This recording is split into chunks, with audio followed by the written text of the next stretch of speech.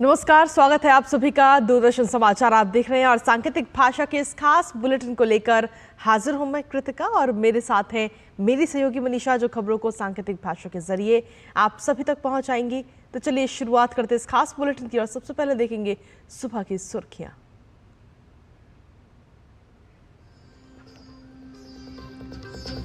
प्रधानमंत्री नरेंद्र मोदी आज रूस दौरे पर होंगे रवाना। 16वें ब्रिक्स शिखर सम्मेलन में लेंगे भाग। राष्ट्रपति पुतिन से भी करेंगे मुलाकात।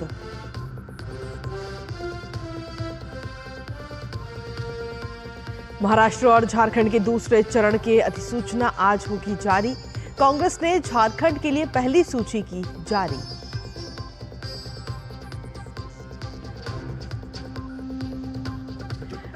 वक्फ बिल पर बनी संयुक्त संसदीय समिति की आज फिर होगी बैठक। कल बैठक में संशोधन के स्वरूप को लेकर हुई चर्चा।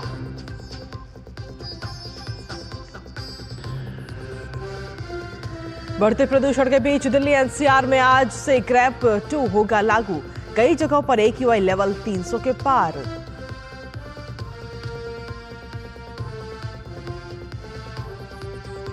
सुप्रीम कोर्ट आज नीट यूजी 2024 के फैसले की करेगा समीक्षा। याचिका में की गई न्यायालय के पिछले फैसले को पलटने की मांग।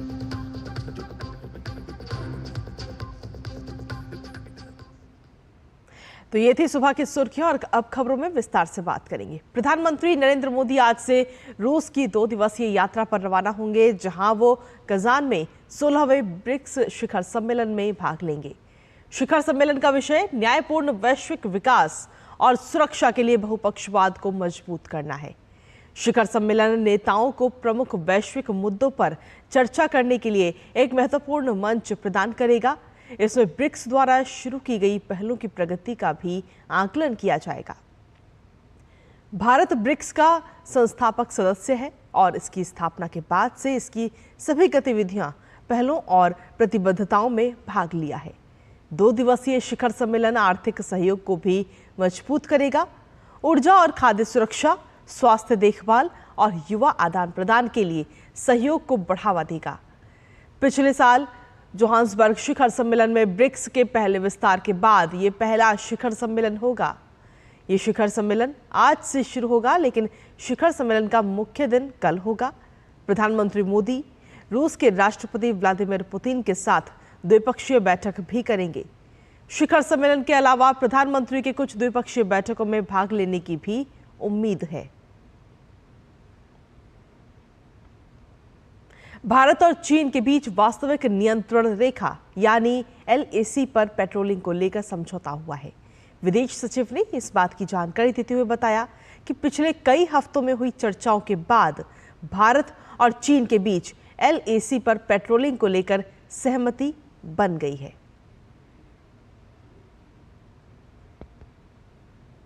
चुनाव आयोग महाराष्ट्र में विधानसभा चुनाव के लिए आज अधिसूचना जारी करेगा।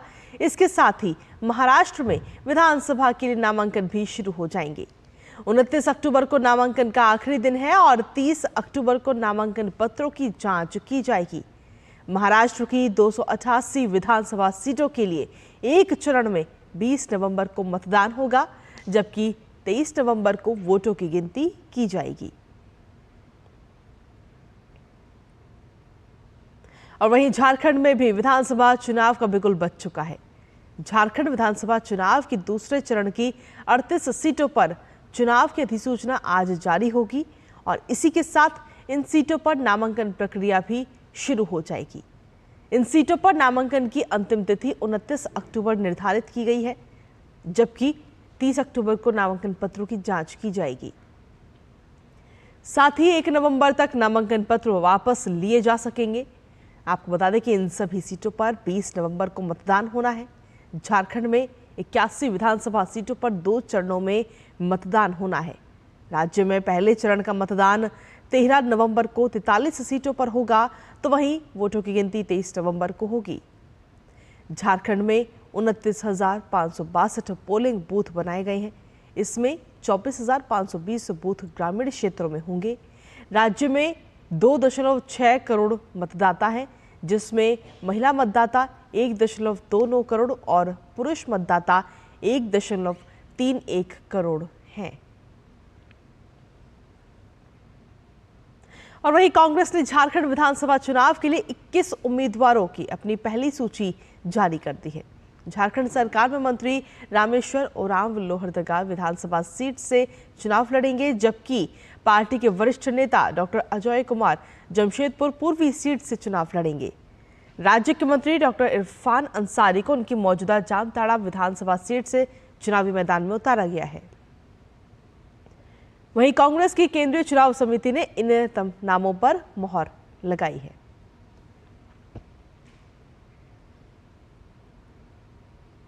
दिल्ली एनसीआर में प्रदूषण के खतरनाक स्तर को देखते हुए ग्रेप 2 की पाबंदियां आज लागू होंगी। AQI लेवल 300 से ज्यादा होने पर CAQM ने ये आदेश जारी किया है, जिसके तहत आज सुबह 8 बजे से ग्रेप 2 लागू होगा। इस आदेश के लागू होते ही दिल्ली एनसीआर में चिन्हित सड़कों पर हर रोज वैक्यूम स्वीपिंग और पानी का छिड़काव करने के लिए निर्देश जारी किए गए हैं। CAQM ने नागरिकों से सार्वजनिक परिवहन का ज्यादा से ज्यादा इस्तेमाल करने की भी अपील की है। लोगों से तकनीक की मदद लेकर कम भीड़भाड़ वाले रास्तों पर आवाजाही करने की अपील की गई, जबकि CNG, इलेक्ट्रिक बसों और मेट्रो की सर्विस को भी बढ़ाया जाएगा। साथ ही धूल पैदा करने वाली निर्माण गतिविधियों से बचने को भी कहा गया है।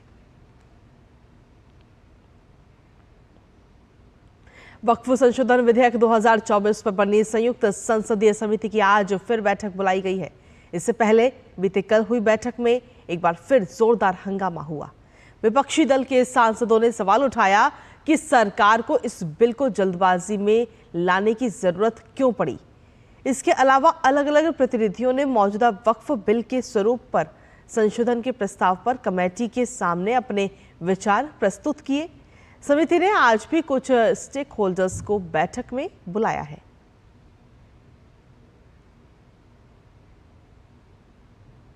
सुप्रीम कोर्ट आज नीट यूजी 2024 के फैसले की समीक्षा करेगा। दाखिल की गई याचिका में न्यायालय के पिछले फैसले को पलटने की मांग की गई है, जिसमें नीट यूजी परीक्षा के दौरान अनियमितताओं में दावों में कोई दम नहीं पाया गया था। आपको बता दें कि उच्च न्यायालय ने राष्ट्रीय NTA के प्रशासनिक संचालन के बारे में व्यापक चिंताओं को भी स्वीकार किया था, जो कि नीट यूजी की देखरेख करने वाली संस्था है। तो वहीं इससे पहले सर्वोच्च न्यायालय ने भारत सरकार को NTA की पारदर्शिता और प्रभावशीलता की जांच करने और उसे बढ़ाने के लिए एक समिति गठित करने का भी निर्देश दिया था।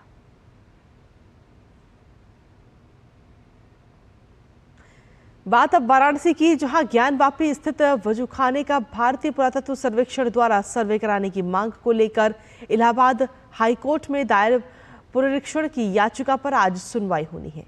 इस याचिका पर इससे पहले 2 अक्टूबर को सुनवाई हुई थी, जिसमें हाईकोर्ट ने याचिका राकेश सिंह के अधिवक्ता सौरभ तिवारी को पूर्व में हुए सर्वे की रिपोर्ट दाखिल करने के लिए कहा था।